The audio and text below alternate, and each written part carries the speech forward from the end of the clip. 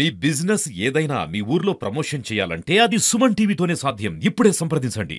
Welcome to Suman TV. నేను విజయ్.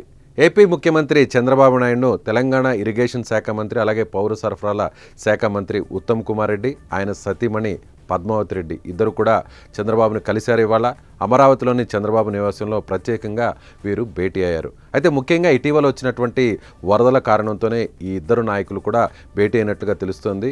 ముఖ్యంగా అటు తెలంగాణలో కావచ్చు, అదేవిధంగా ఏపీలోని విజయవాడ, తెలంగాణలోని ఖమ్మం నగరాలకు సంబంధించి కూడా వరద ప్రభావిత ప్రాంతాల మీద ఇప్పటికే పలు రకాల సర్వేలు కూడా జరుగుతున్నాయి.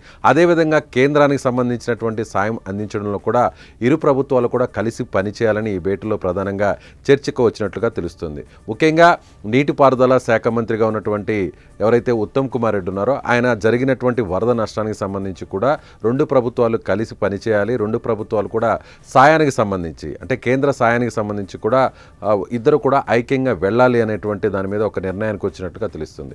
మరొకవైపు రాజకీయంగా కూడా ఈ భేటీ మీద ప్రధానంగా అనేక విశ్లేషణలు కూడా అనిపిస్తున్నాయి. ముఖ్యంగా అటు తెలంగాణ ప్రభుత్వంలో కీలకంగా ఉన్న నాయకుడు అలాగే కాంగ్రెస్ పార్టీలో కీలకంగా ఉన్నటువంటి నేత ఉత్తమ్ కుమార్ రెడ్డి చంద్రబాబుతో భేటీ అవడం వెనుక వేరే ఇతర కారణాలు ఉన్నాయనేటువంటి ఒక చర్చ కూడా నడుస్తుంది. ఇప్పటికే రెండు ప్రభుత్వాలు ముఖ్యంగా తెలంగాణ ముఖ్యమంత్రిగా ఉన్నటువంటి రేవంత్ రెడ్డి ఏపీ ముఖ్యమంత్రిగా ఉన్నటువంటి చంద్రబాబుకు సన్నిహితుడు అన్నటువంటి విషయం రాజకీయాల్లో అందరికీ తెలిసినటువంటి విషయమే.